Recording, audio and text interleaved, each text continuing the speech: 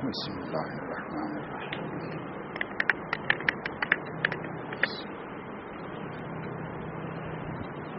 بسم اللہ الرحمن الرحیم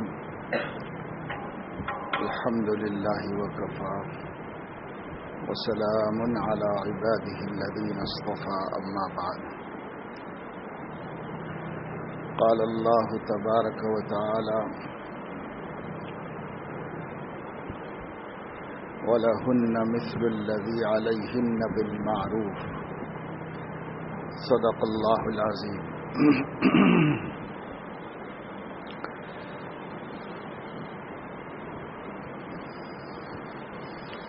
اہل السنت والجماعت کے بعض علماء کے نزدیک ایمان تصدیق قلب اور اقرار لسان کا نام ہے۔ جتنی باتوں پر ایمان لانے کا حکم دیا گیا ہے ان کی دل سے تصدیق کرنا اور زبان سے اقرار کرنا۔ دل کی تصدیق اللہ تعالیٰ کے لیے کافی ہے،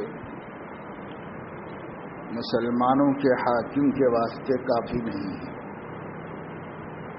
اس لیے زبان سے اقرار کرنا کہ میرے دل نے اللہ کے حکموں کی تصدیق کر دی ہے،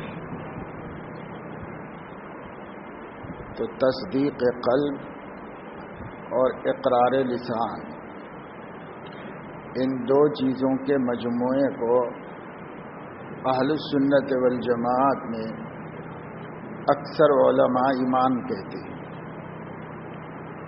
اور اہل سنت میں بعض علماء ایسے ہیں جو اقرار کے ساتھ عمل کی بھی شرط لگاتے ہیں کہ عمل اور عمل میں خاص کر نماز یہ ایمان کے لیے لازم اور ضروری ہے، بغیر اس کے ایمان کامل نہیں ہوتا۔ ہم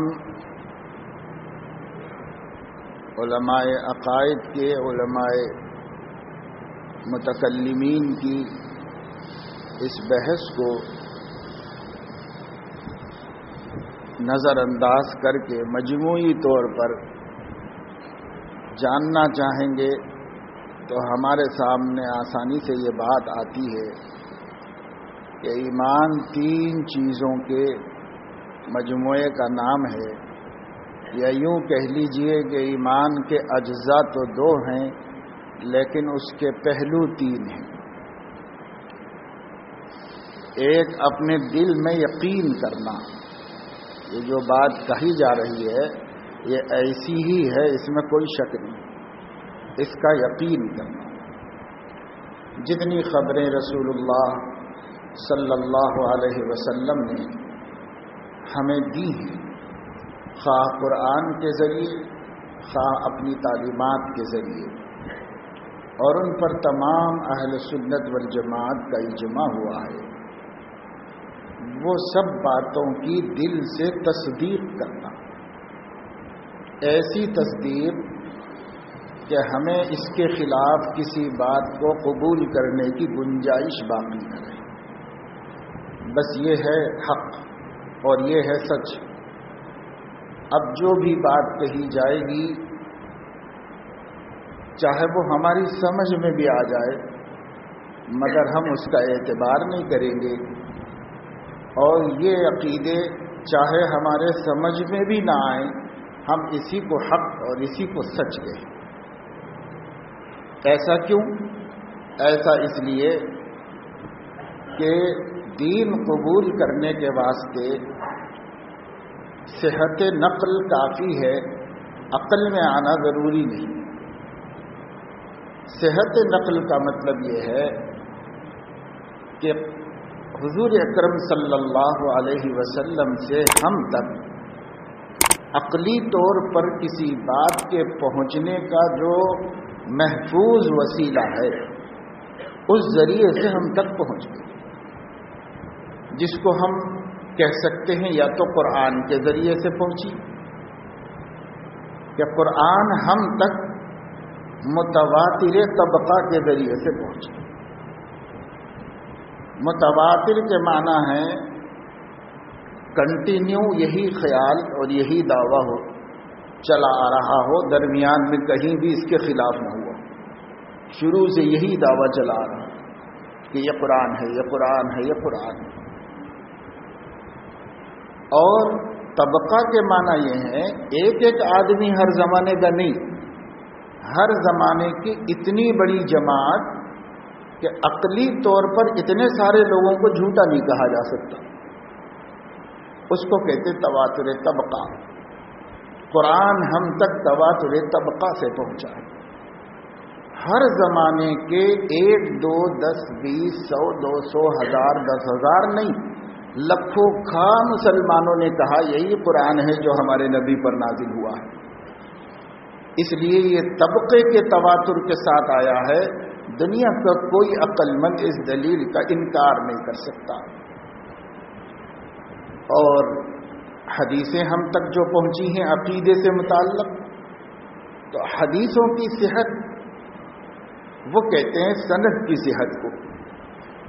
یہ ایک ایسا منظم نظام اسلام کے اندر ہے، احادیث شریفہ کے نام پر جو کچھ ہمارے پاس پہنچے اس کو کسی کسوٹی پر کس کے دیکھنے اور پرکھنے کا کہ دنیا کی کسی قوم کے تاریخی ورثے میں اس کی مثال موجود نہیں ہے۔ اس لیے ہمارے پاس ہمارے نبی کی باتوں کے پہنچنے کے ایسے مضبوط سورسز اور ذرائع ہیں جس میں شک کی گنجائش نہیں ہے۔ اس لیے جو کچھ آپ تک پہنچے کہ یہ نبی نے ہمارا عقیدہ بنایا ہے، اور یہ فرد سے نہ پہنچے بلکہ جماعت سے پہنچے، جس کو اجماع کہتے ہیں۔ جب اجماع سے ہمارے پاس بات پہنچ گئی تو ہم اس کو عقیدہ بنائیں گے۔ جب اپنا عقیدہ بنائیں گے تو اس کو عقیدہ بنانے کے لیے یہ صحت نقل کافی ہے، ہماری عقل میں آنے کی ضرورت نہیں۔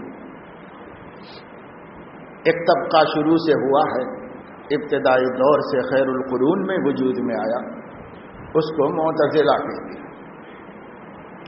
معتزلہ کے نام سے آج دنیا میں کوئی جماعت نہیں، لیکن آج دنیا میں 20 مکاتب فکر ایسے ہیں جو معتزلہ ہی کے نقش قدم پر چلتے ہیں، تو وہ حکم کے اعتبار سے معتزلہ ہی ہے۔ نام انہوں نے یہ نہیں رکھا، نام بدل دیے، ہر زمانے میں ہر علاقے میں نام بدل دیے، لیکن ہے وہ معتزلہ اصولی عقیدے کے اعتبار سے۔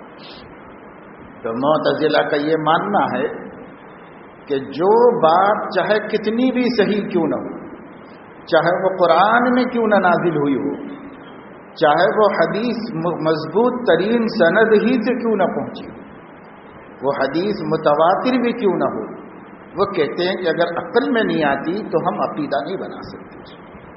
یہ معتزلہ کا کہنا ہے، عقل میں نہ آئے تو ہم عقیدہ نہیں بنائیں گے اس کو۔ جیسے رسول اللہ صلی اللہ علیہ وسلم کا معراج میں آسمانوں پر تشریف لے جانا، یا مسجد حرام سے مسجد اقصی تک جانا جو قرآن میں موجود ہے، اور مسجد اقصی سے جہاں تک اللہ نے چاہا وہاں تک جانا جو احادیث صحیحہ متواترہ میں موجود ہے، جس پر پوری امت کا اجماعی ایمان ہے، معتزلہ اس کو نہیں تسلیم کرتے۔ وہ یہ کہتے ہیں کہ رفتار کی ایک حد ہے، اس حد سے زیادہ تیزی کے ساتھ کوئی نہیں جا سکتا، لہذا حضرت محمد صلی اللہ علیہ وسلم کا جانا ہم تسلیم نہیں کرتے، کیونکہ دنیا میں مادی اعتبار سے، سائنسی اعتبار سے ایک اسپیڈ مقرر ہے، اس اسپیڈ کو کوئی کراس نہیں کر سکتا، آگے نہیں بڑھ سکتا۔ یہ عقل کی بات تھی، نقل تو قرآن میں خود موجود ہے، حدیث میں خود موجود ہے، لیکن یہ عقل کی بات تھی۔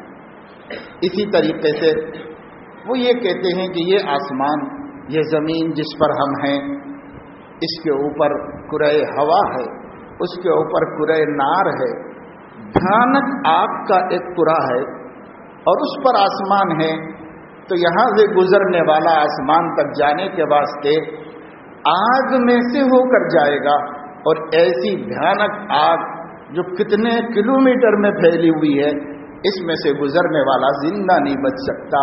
اس وجہ سے وہ یہ کہتے ہیں کہ بھائی ہم معراج کو نہیں مانتے. ہاں حضور نے خواب میں دیکھا ہوگا، ہم اس کو مانتے ہیں، لیکن آپ کا جانا ہم نہیں مانتے. کیوں؟ وہ عقل کی پابندی ان کے پاس کہ یہ بات ہماری عقل میں آنی چاہیے. لیکن اہل السنت والجماعت کے نزدیک پہلے دن سے آج تک اس بات کو عقل کی بنیاد پہ نہیں مانا گیا. عقل سے بھی ثابت کیا ہے علماء نے، لیکن وہ بیس نہیں ہمارے قبول کرنے، کیونکہ سائنس تمہاری بدلتی رہتی ہے، اور جب تمہاری تحقیقات بدلتی رہے گی تو ہماری بات بھی بدلتی رہے گی.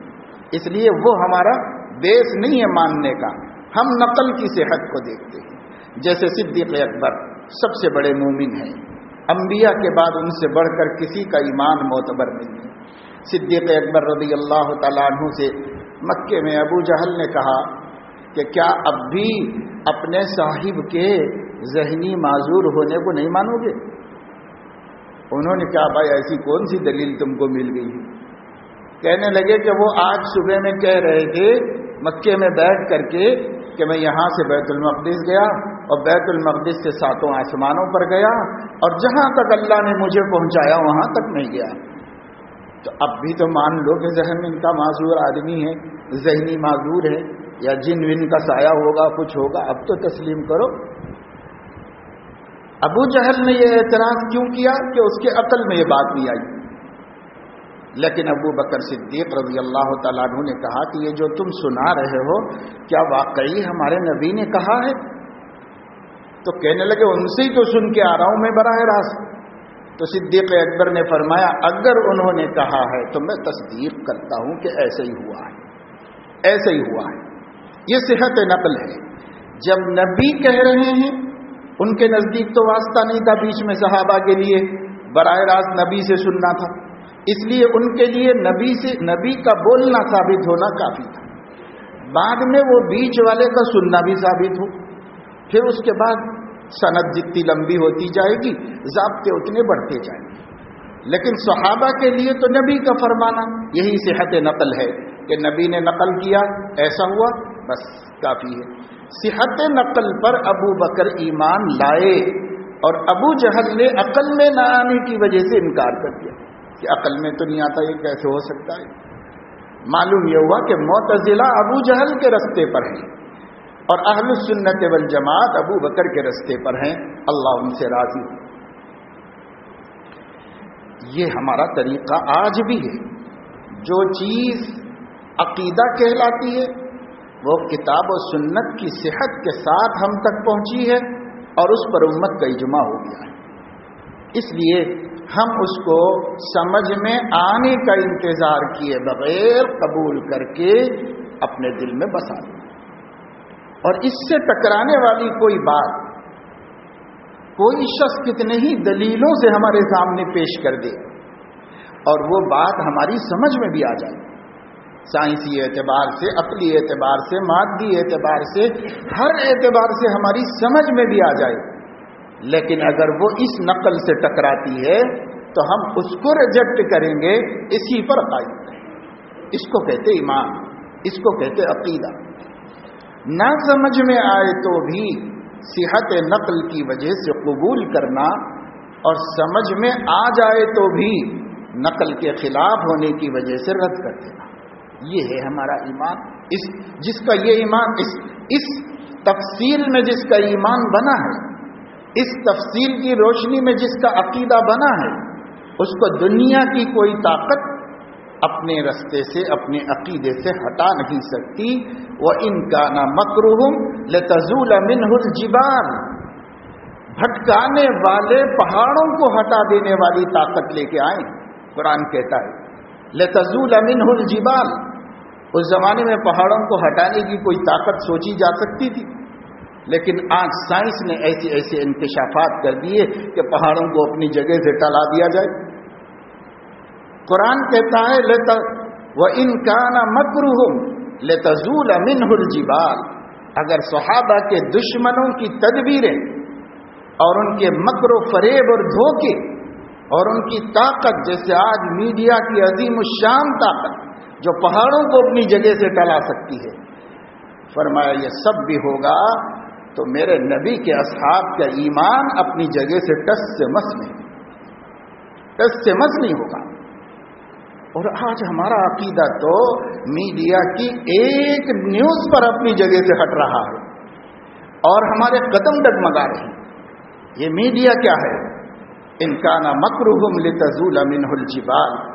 وہ چاہیں تو آسمان کو زمین کہہ دیں، وہ چاہیں تو زمین کو آسمان کہہ دیں، وہ حق کو باطل کہہ دیں، وہ باطل کو حق کہہ دیں، وہ مظلوم کو ظالم کی شکل میں دکھائیں، وہ ظالم کو مظلوم کی شکل میں دکھائیں، وہ عورت کو مرد بنا دیں، وہ مرد کو عورت بنا دیں. دنیا کی ساری حقیقتوں کو تبدیل کرنے والی قوت وہ یہودی نظام کا نام ہے. یہودی نظام کا نام ہے.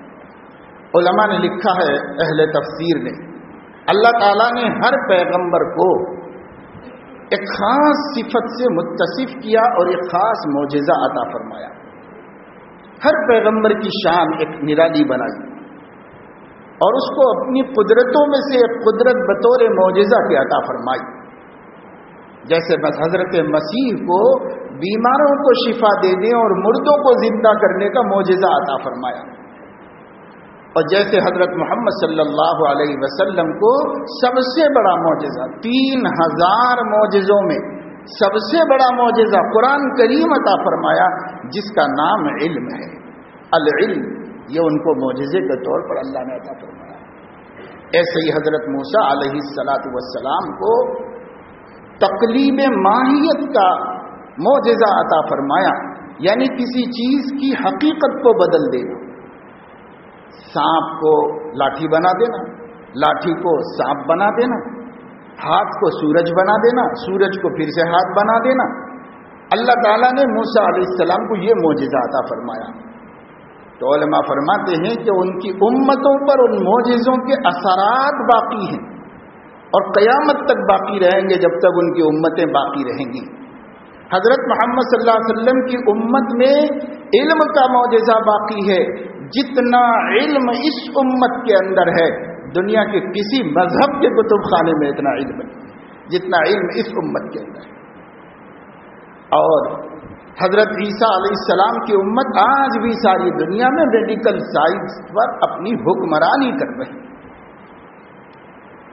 اور حضرت موسیٰ علیہ السلام کی طرف نسبت کرنے والی امت آج بھی دنیا میں ٹیکنالوجی پر اس طرح مالک بن کر بیٹھی ہوئی ہے کہ وہ جس چیز کو چاہے جو بنا کے دکھا دے، چاہے کسی چیز کو کچھ بھی بنا کے دکھا دے. اور یہ میڈیا بھی یہودیوں کی سب سے بڑی طاقت ہے، سب سے بڑی طاقت ہے. ہر زمانے میں ملک کی طاقت میڈیا ہوا کرتی. جیسے بھی اسباب تھے، آج حالات بدل گئے، پہلے کے حالات دوسرے تھے، لیکن ہر زمانے میں مملکت کی عظیم طاقت مانی گئی ہے میڈیا. اخبار، افواہ، اس کو سب سے بڑی طاقت مانا گیا ہے. لیکن اس زمانے میں یہ طاقت آزاد نہیں رہ گئی، ایک مخصوص طبقے کے قبضے تصرف میں آ گئی ہے. اور اس کا نتیجہ ہے، کہا تو یہ جاتا ہے کہ میڈیا آزاد ہے، لیکن حقیقت میں وہ قانون میں آزاد ہے اور عمل میں اس کا اپنا ایک موقف ہے. وہ اپنے ہی موقف کو ثابت کرنے کی فکر میں، چاہے صداقتیں اس کے علاوہ کچھ اور ہوں، سچائیاں اس کے علاوہ کچھ اور ہیں، چاہے وہ شہریوں کے ملک میں رہنے والوں کی 99% اکثریت کا دماغ کچھ اور ہو، لیکن میڈیا سب کا یہی دماغ بتا دے گا جو اس کا اپنا دماغ ہے، وہی بتا دے گا. یہ آج کی دنیا کی سب سے بڑی طاقت ہے. 1400 سال پہلے تصور کرو کہ قرآن نے ایک طاقت کا ذکر کیا تھا. ایمان ایسا لاؤ، یقین ایسا بناؤ کہ اگر دشمنوں نے تدبیر کی اور ایسی تدبیر کی جس سے پہاڑ بھی اپنی جگہ سے ہٹا کر میدان دکھا دیے جائیں اور میدانوں کو پہاڑ دکھا دیا جائے، لتزول منہ الجبال، تو وہ طاقت بھی تمہارے ایمان پر ایک بال کے برابر انحراف نہ پیدا کرے اور تمہارے اوپر آنچ نہ آنے پائے. عقیدہ بناؤ تو مسلمانوں ایسا عقیدہ بناؤ، ایسا عقیدہ بناؤ. اور جن کو ہمارے سامنے پیش کیا جا رہا ہے یا تو بیچاری وہ عورتیں اتنی آزاد مزاج ہو گئی ہیں کہ دین کو وہ توق سمجھتی ہیں، مصیبت سمجھتی ہیں۔ اب ایسے آزاد مزاج جو بھی کہیں تو اس سے ہم کو کیا لینا دینا ہے؟ اور ایسے لوگ ہیں، ہماری آنکھیں دیکھ رہی ہیں، کتنے ہر خاندان میں کوئی نہ کوئی ایسی لڑکیاں وجود میں آ گئی ہیں، عورتیں وجود میں آ گئی ہیں، حالانکہ مسلمان گھرانوں میں ہیں، پشتوں سے انہی گھرانوں کے اندر مسلمان اسلام چلا رہا ہے، اور آج بھی ان کا پورا خاندان اسلام کی تائید میں ہے، لیکن وہ اسلام اور اسلامی احکامات کی مخالفت میں۔ ہر گھر میں ایک آدھ ایسی ضرور پیدا ہو گئی۔ ظاہر ہے کہ یہ اس کی مجبوری ہے کہ اس نے اسلام جانا ہی نہیں کہ اسلام کیا ہے۔ اور ایسی عورتیں چاہے کتنا بھی خلاف کہیں اسلامی شریعت کے، ان کے قول کا کوئی اعتبار نہیں کہ وہ شریعت ہی نہیں جانتی کیا چیز ہے، تو ان کو ان کے کہنے کا حق بھی نہیں، اور اگر وہ بولیں تو اس کا کیا وزن ہے، اس کا کیا اعتبار ہے۔ اور وہ ہیں بھی کتنے ملک کے ملک میں، وہ ہیں بھی کتنے؟ سرکاری اعداد و شمار کے مطابق مسلمانوں کی تعداد کا 10% بھی نہیں ہے۔ وہ اگر بولتے ہیں تو ان کے بولنے کا کیا اعتبار ہے؟ اور یا پھر کچھ عورتیں ہیں مسلمان جو شریعت کا احترام کرتی ہیں، انہیں اسلام سے عقیدت ہے، محبت ہے، لیکن ان کے ساتھ کچھ ہوا ہی ایسا ہے کہ جس سے ان کے اندر انتقامی جذبہ پیدا ہو گیا ہے، اور وہ اس انتقامی جذبے کی جہاں تسکین ہو سکتی ہے وہاں آ کر اپنے خیالات کا اظہار کر دیتے ہیں کہ صاحب مرد ظالم ہوتے ہیں، وہ مرد ایسا کرتے ہیں، وہ مرد ایسا کرتے ہیں۔ ان کے ساتھ کچھ ایسا سلوک ہوا ہے ان کے اپنی فیملیوں میں، اپنے خاندان، مگر ان کو صحیح علم نہیں۔ اگر وہ صحیح علم ہوتا تو وہ یہ کہتے کہ یہ ہمارے گھر کا جھگڑا ہے، اسے ہم باہر نہ لائیں، اس کو ہم صبر کے ذریعے اجر حاصل کریں اور اس کی اصلاح کی کوشش کریں، لیکن سماج کے اندرون میں کریں، سماج کے باہر سے حملہ کرنے والوں کا ہم طاقت مضبوط کرنے والے نہ بنے۔ وہ سمجھ سکتی تھی لیکن ان کو سمجھانے والا بھی کوئی نہیں۔ اور تیسرا وہ طبقہ ہے جن کا کوئی دین دھرم نہیں ہوتا، پیسہ ان کا دین ہے، پیسہ ان کا دین ہے۔ ان کو مال دکھا کر بے عزتی کے لیے تیار کر لو، ان کو مال دکھا کر جسم فروشی کے لیے تیار کر لو، ان کو مال دکھا کر ایمان اور دین بیچنے کے لیے تیار کر لو۔ وہ تو ان کا دین، مذہب، خدا، دیوتا سب جو ہے مال ہے، بس جدھر سے مال ملے گا ادھر وہ اپنا سب کچھ قربان کر سکتی ہے۔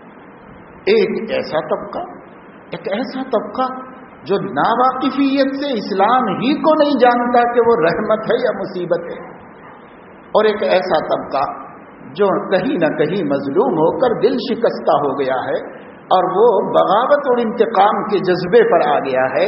یہ تینوں کو ملا کر استعمال کرایا جا رہا ہے، اور جو حقیقت میں الحمدللہ 95% کم از کم مسلمان اب بھی عمل کے اعتبار سے چاہے کتنے ہی اسلام کے خلاف ہوں، لیکن عقیدہ اور قول کے اعتبار سے وہ اسلام کی تائید میں اپنے دل سے مانتے ہیں کہ بھائی اسلام ہمارا دین ہے، اس کی قدر کرنی چاہیے، اور اپنی زبان سے کہتے ہیں کہ شریعت کی حفاظت ہونی چاہیے، ہم ساتھ دینے کے لیے تیار ہیں، اپنے عمل سے اس کے خلاف کرتے ہیں۔ یہ بہت بڑا طبقہ ہمارے سماج میں آج موجود ہے۔ ہم کہہ سکتے ہیں کہ 3 پہلو تھے، دل میں یقین ایسا کہ پہاڑ بھی اس کو دھکا نہ دے سکے، اور زبان سے اس کا اقرار اور اس کی تائید میں بولنا، اور عمل سے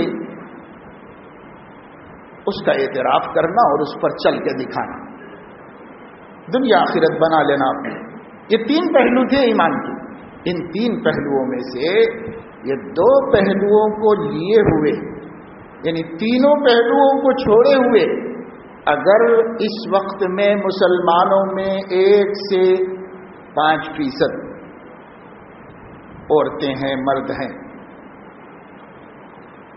تو 95% یہ 2 باتوں کو لیے ہوئے ہیں، لیکن 95% ایسے ہیں جو تیسری بات کو چھوڑے ہوئے ہیں۔ 95% ایسے ہیں مسلمان عمل والی بات سے اپنے کو علیحدہ کیے ہوئے ہیں، عمل نہیں کر رہے۔ گھروں میں کیسا سلوک رکھنا چاہیے؟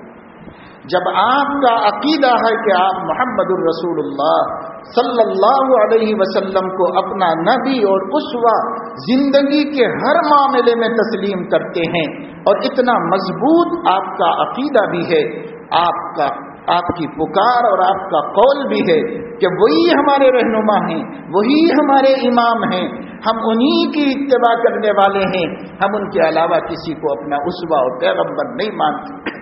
جب دل بھی یہی کہہ رہا، زبان بھی یہی کہہ رہی ہے، تو پھر ہمارا عمل کیوں نہیں کہہ رہا ہے کہ وہی ہمارے نبی ہیں، وہی ہمارے نبی ہیں؟ ان کو آپ عقیدے میں بھی اپنا امام مانے ہیں، آپ نے ان کو عبادتوں میں بھی امام مانا ہے، معاشرت میں بھی وہی امام ہیں، معاملات میں بھی وہی امام ہیں، کاروبار میں بھی وہی ہمارے رہنما ہیں، بیوی بچوں کے ساتھ سلوک میں بھی وہی ہمارے رہنما ہیں، میکے اور سسرال کے ساتھ تعلقات میں بھی وہی ہمارے رہنما ہیں، ہر جگہ وہی ہمارے رہنما ہیں۔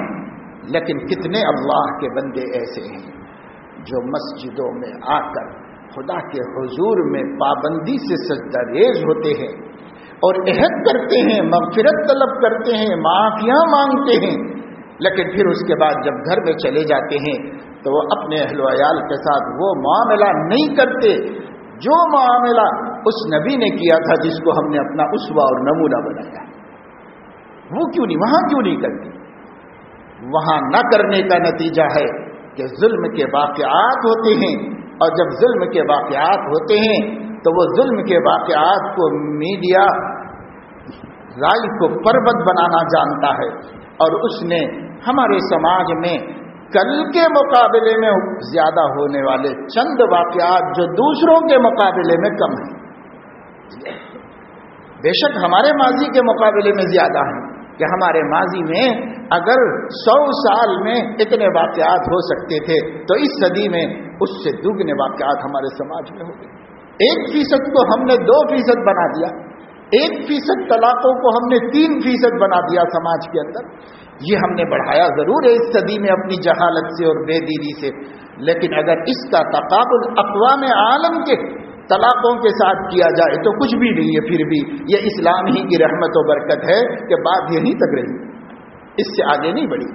لیکن جو کچھ واقعات ہو رہے ہیں، ان واقعات کو ایسے دکھایا جا رہا ہے میڈیا کے اندر جیسے 95% مسلمان یہی کرتے ہیں، حالانکہ مسلمانوں کا سروے کراؤ، کتنے گھر ایسے ہیں جہاں میاں بیوی اعتماد کے ساتھ اپنی زندگی گزار رہے ہیں، غریب ہیں، محتاج ہیں، پریشان ہیں، لیکن آپس میں اتحاد ہے، آپس میں اتفاق ہے، ایک دوسرے کے حقوق ادا کر رہے ہیں، ایک دوسرے کے ساتھ زندگی گزار رہے ہیں۔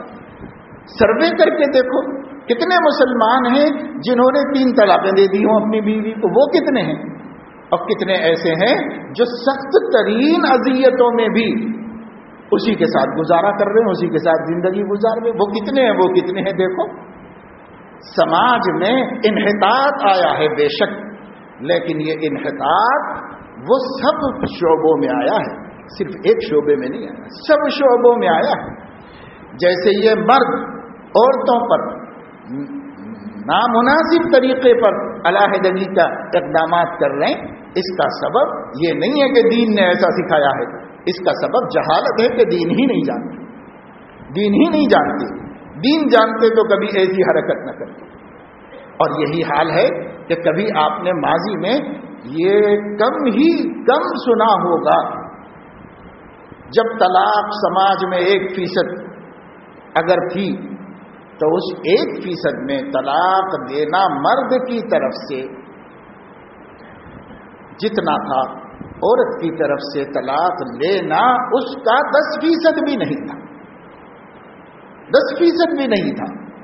لیکن جب سے یہ مخلوط تعلیم وجود میں آئی، جب سے ایسی تعلیم وجود میں آئی جس میں تعلیم نام ہے ہنر کا، تعلیم میں اخلاق کا کوئی شعبہ نہیں، تعلیم میں انسانیت سکھانے کا کوئی شعبہ نہیں، اخلاقیات کا کوئی شعبہ تعلیم میں نہیں، اس تعلیم کا قصور ہے کہ اس نظام ایجوکیشنل سسٹم جو ملک میں یورپ سے درآمد کیا گیا ہے، اس ایجوکیشنل سسٹم نے ہمارے مشرقی عورتوں کے اندر بھی ایسی آزادی پیدا کر دی ہے کہ وہ منہ کھول کے طلاق کا مطالبہ کرتی ہیں، علیحدہ ہو جانے کی بات کرتی ہیں، شوہر سے کہتی ہے کہ تم مجھے کیا پال رہے ہو، میں خود تم کو پال کے بتا دوں۔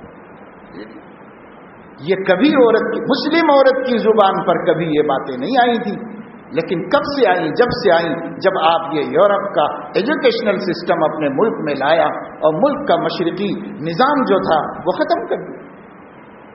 ہمارے اپنے ملک کا جو تعلیمی نظام تھا، جو صدیوں سے چلا آ رہا تھا، اس تہذیب اور اس نظام سے ہندوستان کی کوئی عورت، چاہے وہ کسی مذہب سے تعلق رکھتی ہو، وہ اپنی زبان پر شوہر سے علیحدگی کا لفظ نہیں لاتی تھی، چاہے وہ ہندو اور جو مسلمان ہو۔ کبھی نہیں سوچ سکتی تھی، کبھی نہیں سوچ سکتی تھی، کام جاتی تھی۔ لیکن آج یہ جرأت کس نے پیدا کی؟ آپ کے تعلیمی نظام نے یہ جرأت پیدا کی۔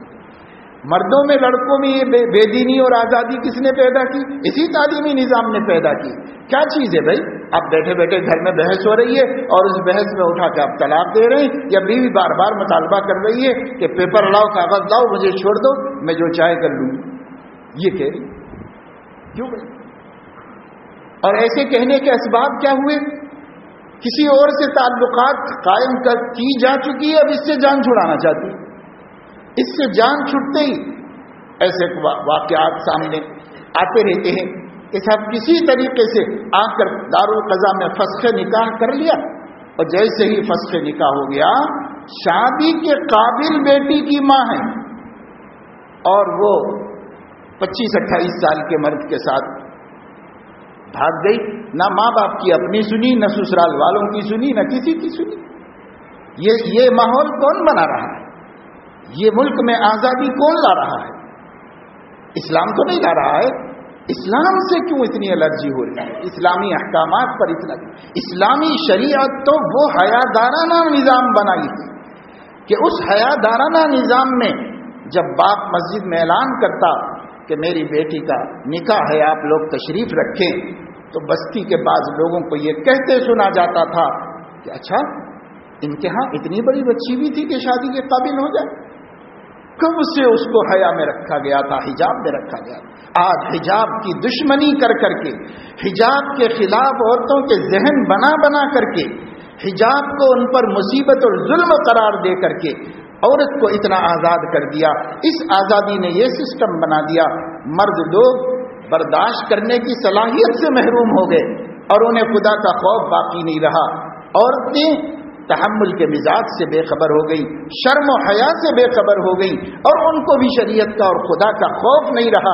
نتیجہ یہ ہوا جہاں مذہب نہیں وہاں تہذیب نہیں رہی، چاہے کسی دین کی بات۔ ہم یہ صاف کہیں گے دوسرے مذاہب بھی ہمارے ملک کے اندر اگر ان حالات سے متاثر ہوئے ہیں تو ان کی تہذیب خراب ہوئی مذہب کو چھوڑنے کی وجہ سے، ہماری تہذیب بھی خراب ہوئی مذہب کو چھوڑنے کی وجہ سے۔ آج ہمیں یہ سر جوڑ کے سوچنا چاہیے، واپس ہم اپنی تہذیب کو ایسی پاکیزہ کب بنا سکتے ہیں جب نہ عورت پر ظلم کیا جاتا ہو، نہ مرد کو اجیرن کیا جاتا ہو، اور زندگی خاندان، محبتوں، خلوص اور احترام کے ساتھ رہتے ہوں، اور جینا جس کو کہتے ہیں وہ سماج کو نصیب ہو جائے۔ ہم ایسا کیسے بنا سکتے ہیں؟ تو ساری دنیا کے عقل مند اسی نتیجے پر پہنچیں گے، مذہب کو واپس لاؤ، مذہب ہی یہ سکون دے سکتا ہے۔ اگر مذہب سے دور ہو جائیں گے تو کوئی طاقت یہ سکون نہیں دے سکتی۔ مذہب کو واپس لاؤ، مذہبی تعلیمات کو واپس لاؤ، مذہبی تعلیمات بے حساب۔ ہم عمل نہیں کر رہے دوستو، ہمیں عمل کرنا چاہیے۔ کتنی بے رخی ہے لوگوں کی کہ وہ شادی کر کے لے کر آئے، بیچاری سب کچھ کو چھوڑ کے آ کے اجنبی گھر میں، پرائی بیٹی ہے، بھائی کو چھوڑی، بہنوں کو چھوڑی، اور اپنے گھر کو چھوڑی، اپنے در کو چھوڑی، سب کو چھوڑ کر ہجرت کر کے شوہر کے گھر میں آئی۔ ہجرت میں کیا ہوتا ہے؟ سب چھوڑ کے چلے جاؤ، سب چھوڑ کر کے وہ ہجرت کر کے شوہر کے گھر میں آئی ہے۔ شوہر کے گھر میں اس کو ایک شوہر کے خاطر اتنی بڑی قربانی دینے کا جذبہ پیدا ہوا، فطرت نے اس کے دل میں اس کی طرف میلان رکھا، اور یہاں آنے کے بعد اسلام تو یہ سکھاتا ہے، وہ ایک شوہر جس کے لیے اس نے اپنی پوری فیملی کی قربانی دی ہے اور سب خوشیوں کو قربان کیا ہے، وہ ایک شوہر اس کے لیے اس کی ماں، اس کا باپ، اس کا بھائی، اس کی بہن، اس کا خاندان، اس کا گھر، اس کا سماج اور اس کی تہذیب اور اس کی راحتیں اور اس کی خوشیاں سب بن جائے، یہ اکیلا بن جائے جس اکیلے کے لیے اس نے یہ سب کچھ کیا ہے، یہ اکیلا بن جائے۔ اب باقی اس کا خاندان ہے، اپنے خاندان کو تم سنبھالو، تمہاری ذمہ داری ہے، تمہارے لیے آئی ہے وہ اس گھر کے اندر، اور تمہارے گھر والوں سے اس کی جم نہیں رہی ہے، تم سنبھالو، تم کاہے کے واسطے ہو، تم دونوں جانب کو سنبھالو، کانٹا ادھر بھی جھکنے نہ پائے، ادھر بھی جھکنے نہ پائے۔ تم اپنے ماں باپ کو جس طریقے سے خوش رکھنا چاہتے ہو، اسی طریقے سے اس کے ماں باپ کو بھی خوش رکھنا، دونوں برابر حکم ہیں۔ شادی ہو جانے کے بعد لڑکی کے لیے لڑکے کے خاندان اور لڑکے کے لیے لڑکی کا خاندان اپنے خاندان کے منصب اور حق کے برابر ہو گیا ہے۔ اس کا پھوپھا آپ کے پھوپھے کے برابر ہے، اس کا چچا آپ کے چچا کے برابر ہے، اس کا ماموں آپ کے ماموں کے برابر ہے، اس کا بھائی آپ کے بھائی کے برابر ہے، اس کی ماں آپ کی ماں کے برابر ہے، اس کا باپ آپ کے باپ کے برابر ہے۔ بیوی کے لیے بھی یہی اور شوہر کے لیے بھی یہی، دونوں خاندانوں میں دو دو تمہارے رشتے ہو گئے، دو دو کو بچانا ہے، دو دو کو خوش رکھنا ہے، دو دو کو سنبھالنا ہے۔ اب تک تیرے ذمے اکیلے کو سنبھالنا تھا، اب دو دو کو سنبھالنا تیری ذمہ داری۔ یہ اسلام کی تعلیم ہے۔ اگر اس تعلیم پر ہمارے نوجوان چلیں، اگر اس تعلیم پر ہمارے بڑے بوڑھے اپنے بچوں کو مجبور نہ کریں اور خود زبانوں سے کہیں، بیٹا تم سسرال گئے تھے، بیٹا تم جا کے مل کے آئے، بیٹا تم ان کی خوشی میں شریک ہوئے، بیٹا تم ان کے غم میں گئے، مائیں یاد دلائیں اپنے بچوں کو کہ وہ بھی تیرے لیے اتنی ہے جتنا میرا حق ہے، اور اس کا باپ بھی تیرے لیے اتنا ہے جیسے تیرے باپ کا حق ہے۔ یہ سکھانے کے بجائے الٹا اگر ذرا سا ایک سے دو مرتبہ چلا گئے تو طرح طرح کی باتیں گھر میں شروع کر دیں، کچھ کر رہی، کچھ کرا رہی، سسرال کا بنا دے رہی، اس کو ایسا کر دے رہی، ویسا کر دے رہی ہے۔ اب یہ مصیبتیں گھر میں شروع ہو جاتی۔ کیوں بھائی؟ یہ جہالت آپ کو کس دین نے دی ہے؟ یہ جہالت آپ کو کس مذہب نے دی ہے؟ کیا اسلام اس کی تعلیم دیتا ہے؟ ہرگز نہیں۔ صدیق اکبر امتی ہیں مگر خسر تھے تو حضرت محمد صلی اللہ علیہ وسلم نے ان کا کتنا خیال رکھا، کتنا خیال رکھا صدیق اکبر۔ عمر فاروق امتی ہیں، غلام کے درجے میں ہیں نبی کے لیے، لیکن خسر تھے تو آپ نے ان کا کتنا خیال رکھا حضور علیہ الصلوۃ والسلام نے۔ لیکن آج گھر میں روزانہ بیوی کے ساتھ اس کے ماں باپ کے لیے ایسے طنز آمیز جملے نکلتے رہتے ہیں، شوہر کی بھی زبان سے اور اس کے گھر والوں کی زبان سے بھی۔ وہ یہ سمجھتی ہے کہ کل تک جن کو میں اپنے سر کا تاج سمجھتی تھی، آج اگر میں اس کو پیروں کی ٹھوکر نہ بناؤں تو یہ میرا شوہر خوش ہونے والا نہیں۔ کل تک میں جس کی گود میں پلی تھی اور جس کے سینے سے چمٹ کر زندگی گزار کے بڑی ہوئی تھی، آج میں اس کو اپنا دشمن نہ مانوں تو میری ساس خوش ہونے والی نہیں۔ یہ منظر کون بنا رہا ہے؟ یہ سماج میں یہ سب کون کر رہا ہے؟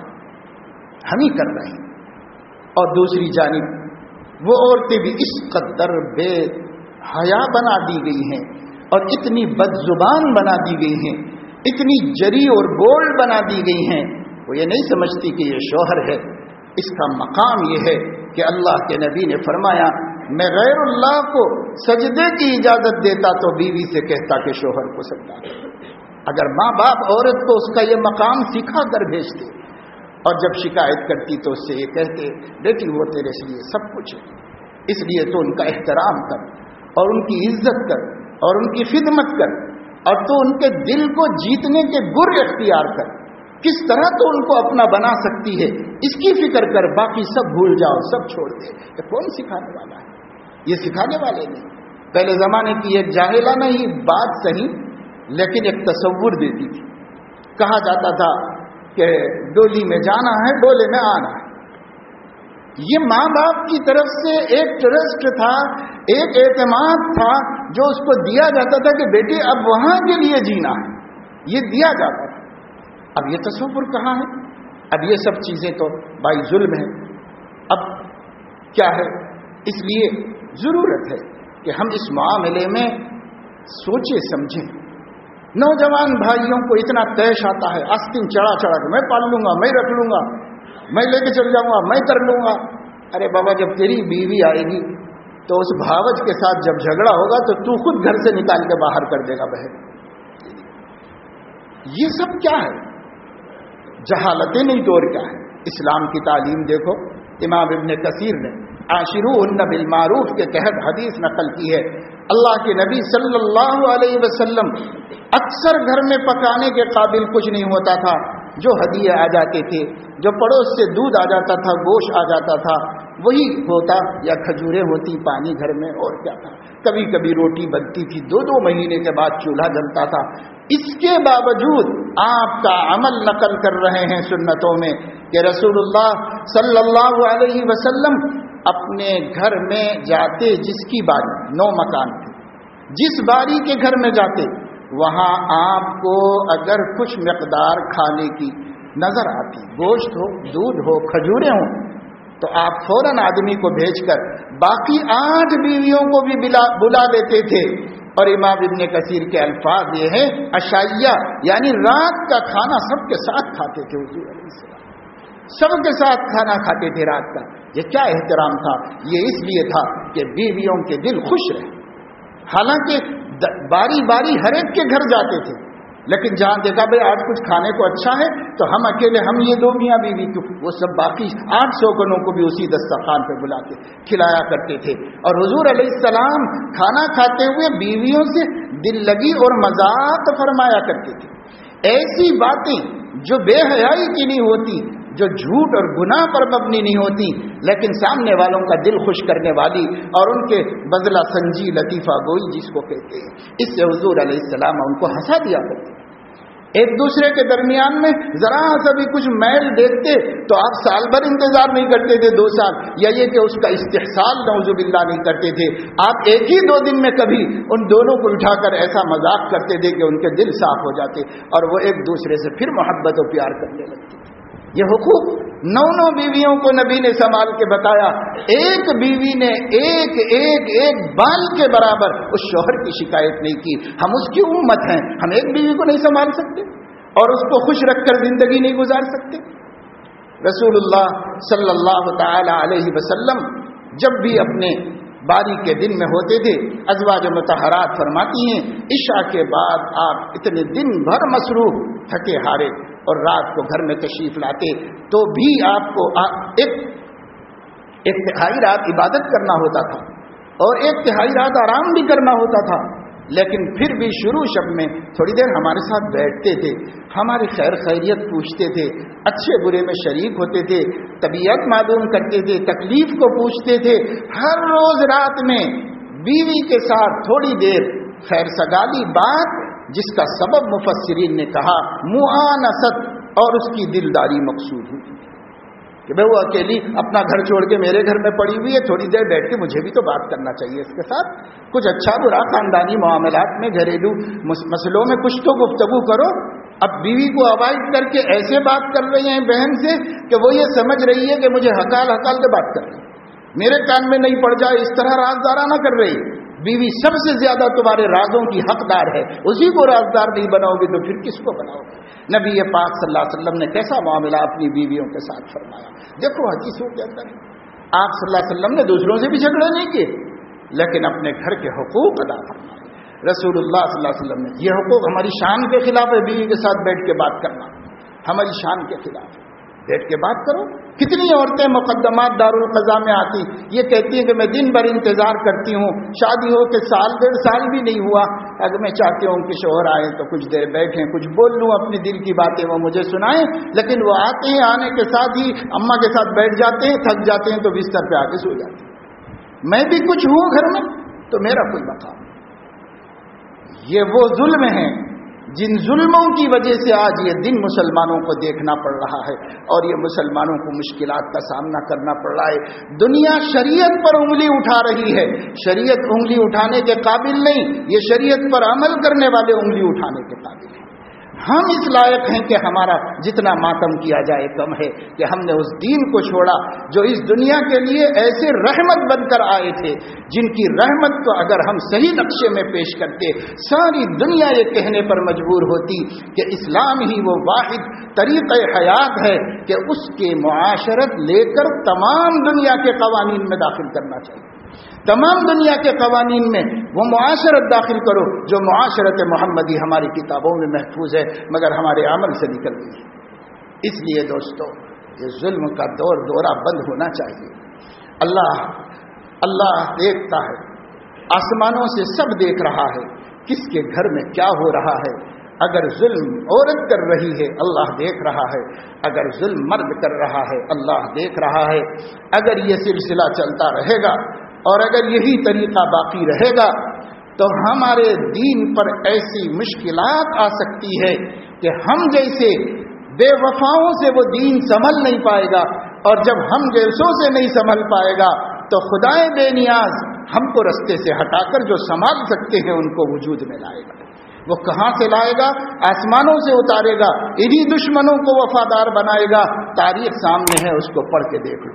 اللہ مجبور نہیں ہے، اللہ کل شیء قدیر ہے، وہ اپنے دین کو بچائے گا، لیکن ہم سے نہیں بچ سکا تو ہم سے زیادہ بدنصیب کوئی نہیں۔